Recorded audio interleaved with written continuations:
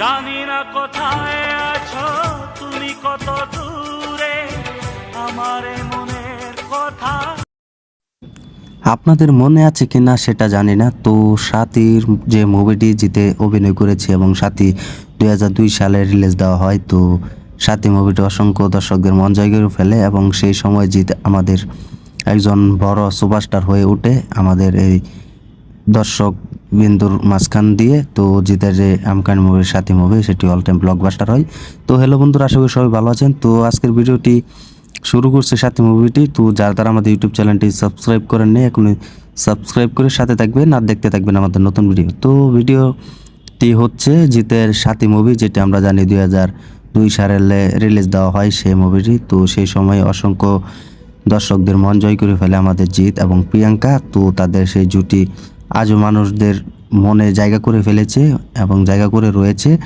তো সাথী মুভিটি আমাদের জিৎ অভিনয় করেন এবং জিৎ ভালোই রেসপন্স পায় এবং দর্শকদের মন জায়গা করে ফেলে। তো সেই মুভিটি প্রায় 12 কোটি টাকা ব্যবসা করতে পারে 2002 সালে।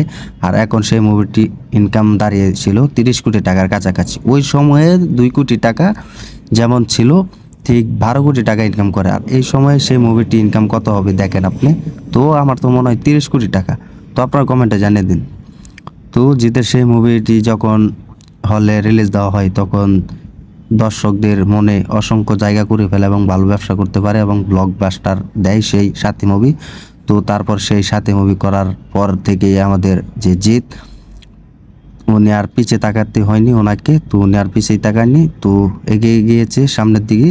তো এটাই হচ্ছে জিৎ। তো জিৎ সেই সাথী মুভিটা এখনও যদি মুভি আমরা দেখি, সেই মুভিটি আসলে আমাদের মনে ঠিক আগের মতো একটি সিন দেখায়।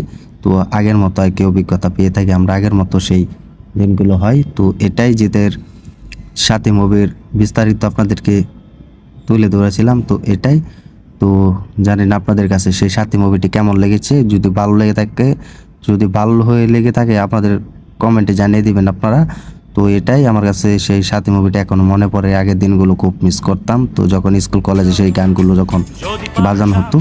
তো এটাই। তো যারা আমাদের ইউটিউব চ্যানেলটি এখনই সাবস্ক্রাইব করেননি তাড়াতাড়ি সাবস্ক্রাইব করে সাথে থাকেন। তো যারা আমাদের ইউটিউব চ্যানেলটি সাবস্ক্রাইব করেন এখনই সাবস্ক্রাইব করে সাথে থাকবেন। আর ভিডিওটি ভালো লেগে থাকে লাইক কমেন্ট দিয়ে জানিয়ে দিবেন।